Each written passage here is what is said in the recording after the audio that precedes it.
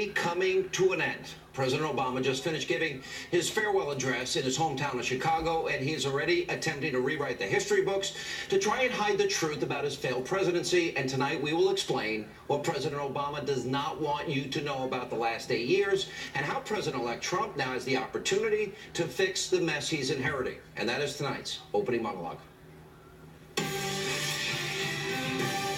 As you were just watching, President Obama spent time earlier tonight boasting about the economy. Well, facts, they paint a much different picture. Now, what is exactly true is this. He oversaw the precipitous decline of the American economy. That's a fact.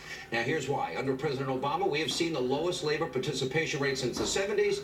95 million of your fellow Americans are out of the labor force. He didn't mention that tonight. It's been the worst recovery since the 1940s. The lowest home ownership rate in 51 years. Over 11 million more Americans are on food stamps since he became president. Over 43 million Americans now living in poverty. 1 in 5 American families without somebody in the labor force, not one person. 1 in 6 adult men ages 18 to 34, they're either incarcerated or they're out of the labor force.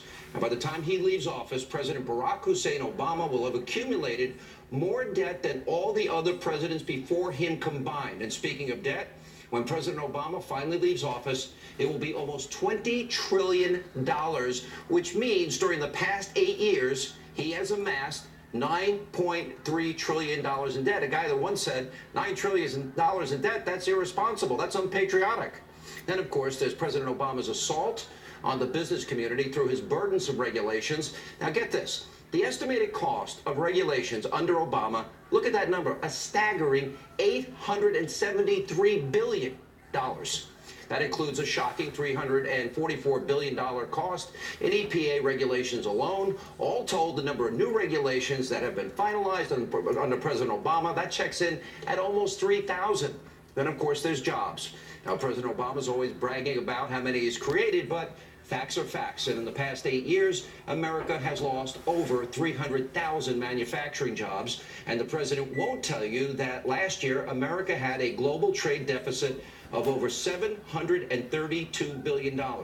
Then, of course, there's health care, signature legislation. Now, remember when Obama repeatedly told you, you keep your doctor, you keep your plan, on average, you save $2,500 a year? Remember this? No matter how we reform healthcare, we will keep this promise to the American people. If you like your doctor, you will be able to keep your doctor, period. If you like your healthcare plan, you will be able to keep your healthcare plan, period. Millions of people lost their doctors, they lost their plans, and that is the start of the Obamacare disaster. This year, Obamacare premiums are exploding by 25% on average. In Arizona, they're jumping by a stunning 116%. But the misery doesn't end there. Now, remember when Obama said that the average American family would save $2,500 a year on health care? The exact opposite has happened. According to the Kaiser Family Foundation, the increase in healthcare costs for employer-sponsored benefits since 2008 is now $5,462. That is a 43% increase. Now, deductibles are so high that many of you can't even afford to use your plan. They're essentially useless to you.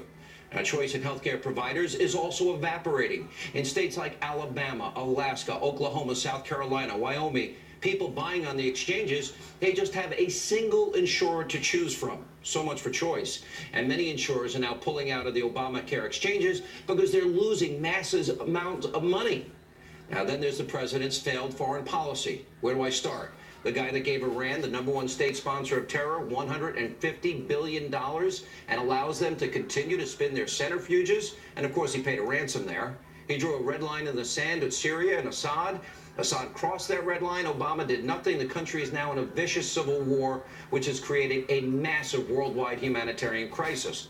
President Obama, remember in Egypt, he gave Mohammed Morsi, former Muslim Brotherhood head, he gave him F-16s, tanks, $1.5 billion of your tax dollars. In Libya, the president helped overthrow Gaddafi, and that country has since fallen into chaos, creating a hotbed for what is ISIS. And speaking of ISIS, remember back in 2014, President Obama called them the JV team.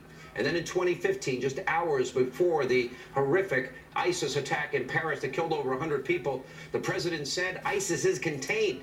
ISIS was never contained. They were never the JV. And we know that because the terror group took over large parts of Iraq because he left too early. And the reason ISIS was able to do that, because President Obama created a vacuum. He pulled out these American troops for purely political reasons. Now, there's no doubt that President Obama's legacy has now damaged the country. But the good news tonight, we have a new president in 10 days, President-elect Donald Trump. He has promised to clean up this mess, and he has a very clear plan to do it, including creating millions of new jobs, lowering taxes, reforming the tax code, going from 7 brackets to 3 tax brackets, negotiating better and fairer trade deals, cutting regulations that are so burdensome, allowing multinational corporations to bring back trillions of dollars, repatriate that money with a one-time 10% tax. Energy independence is a promise of President-elect Trump, replacing Obamacare, building a border wall, vetting refugees, appointing originalist justices who actually will follow the intended meaning of the Constitution, believe in separation of powers, co-equal branches of government. And this is a president-elect that will say radical Islam and talk about destroying ISIS and all of the above. He talked about draining the swamp, reducing the size of government, eliminating bureaucratic waste, fraud, abuse, sending education back to the states, and finally, President-elect Trump has promised to remember the forgotten man, the people in Michigan, the people in Ohio, the people in Wisconsin, Pennsylvania.